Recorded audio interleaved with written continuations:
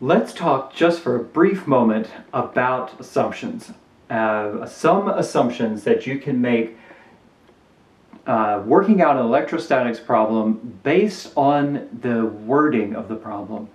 A lot of times in the wording of a problem that's given, there will be these key phrases, and from those key phrases you can garner some clues about what is meant and then what assumptions you can make in your mathematics.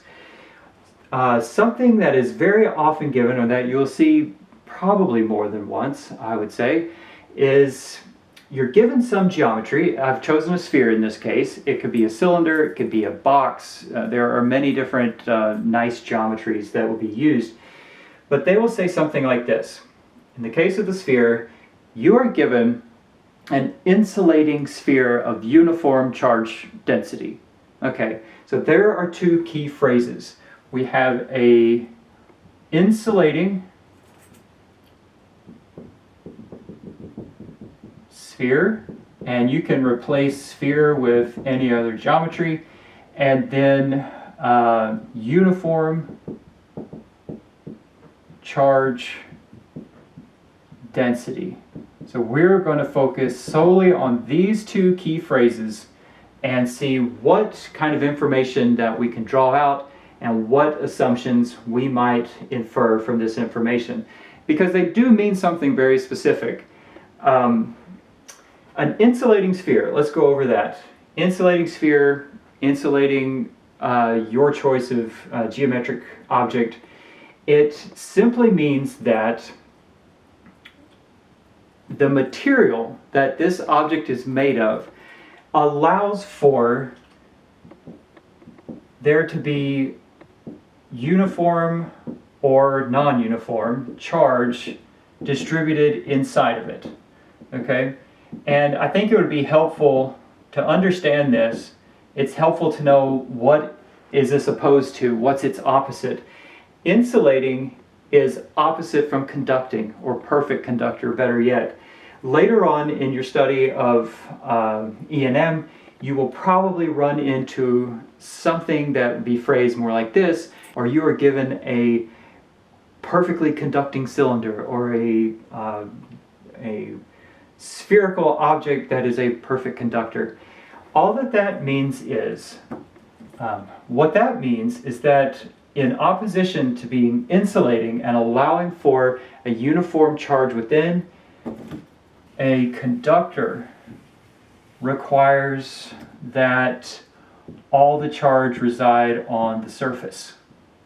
Okay, so it could be negative, it could be positive, doesn't matter the sign of your charge. It just means that if you're insulating, the material allows for charge within. If you are conducting or perfectly conducting, it means that all the charge must reside on the shell or on the skin of this surface. All right, so that's insulating. What about this uniform charge density? A charge density is how much charge per unit volume, or if it's a surface, how much charge per unit area. If it's a wire, how much charge per unit length. That's what a charge density is. And if it's uniform, let's use our sphere as an example again, it means that it is distributed equally in all directions throughout the object. There are no small hidden pockets of dense charge. There are no hollow pockets where there are no charge. It's like the perfect chocolate chip cookie with chips the same in all directions. The opposite to this, there are a couple of ways you could think about an opposite.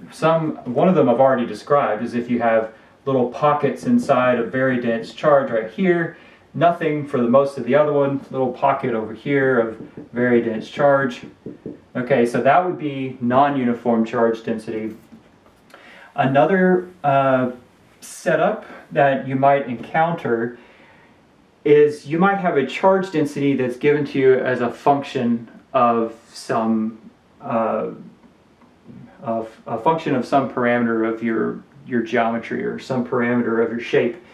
For instance, if you're given a sphere, you might have a charge density tau that is a function of radial distance from the center, meaning that as you go away from the center, the charge either increases or decreases according to some function. So you might have lots and lots of charge at the center, and as you go out, it gets less and less dense, until you get to the very edge and it's very sparse. Okay, so there are a few examples of how you might encounter a non-uniform charge density. Okay, hopefully this helps. Best of luck.